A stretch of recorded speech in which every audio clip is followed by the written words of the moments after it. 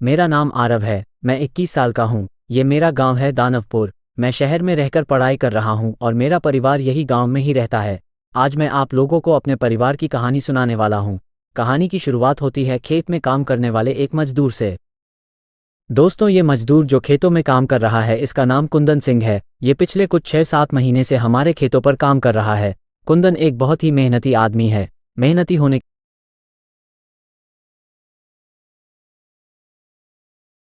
खेत में चलकर देखता हूं उस कुंदन ने काम पूरा किया या नहीं। ये कुंदन दिन पर दिन आलसी होता जा रहा है। अगर आज इसने कुछ गड़बड़ की तो मैं इसकी पूरे दिन की दिहाड़ी काट लूंगा।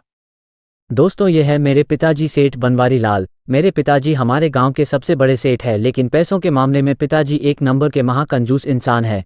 पिताजी को हमारे खेत में काम करने वाले मजदूरों के पैसे काटने में भी एक अलग ही मज़ा आता है, इसलिए हमारे खेतों में कोई भी मजदूर काम करने के लिए आसानी से राज़ी नहीं होता है। अब पिताजी कुंदन के पास जा रहे थे ताकि वो ये देख सके कुंदन ने अपना काम पूरा किया या नहीं। अरे कुंदन, खेतों का काम कैसा चल रहा है? ये काम कब तक पूरा होगा? सेठ जी, आप अच्छा हुआ आप आ गए। मैं आपका ही इंतजार कर रहा था। दरअसल मुझे कुछ पैसों की सख्त जरूरत है। देख कुंदन, जब तक तू खेत का काम पूरा नहीं कर देता तब तक मैं तुझे एक भी पैसा नहीं देने वाला हूं। मैं काफी दिनों से देख रहा हूं तू दिन पर दिन आलसी और कामचोर होता जा रहा है। अभी पिछले हफ्ते ही तो मैंने तुझे पैसे दिए थे। ये सेठ बहुत ही कंजूस है। ये ऐसे मुझे पैसे नहीं देगा। अभी कोई झूठा बहाना बनाता हूं। क्या सोच रहा है कुंदन? चल जल्दी से सारा काम निपटा दे। सेठ जी, आज सुबह ही गांव से मेरी माँ का फोन आया था। मेरी माँ बहुत बीमार है। उन्हें पैसों की बहुत जरूरत है। अगर मैंने उन्हें टाइम से पैसे नहीं दिए तो मेरी माँ की हालत बहुत बिगड़ जाएगी। कुंदन, तेरी माँ की तबीयत सच में बहुत खराब है क्या?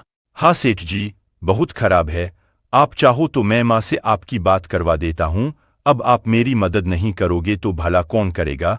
मेरे ऊपर मेहरबानी कीजिए सेठ जी। नहीं नहीं कुंदन, इसकी कोई जरूरत नहीं है। लेकिन अभी तो मेरे पास पैसे नहीं है।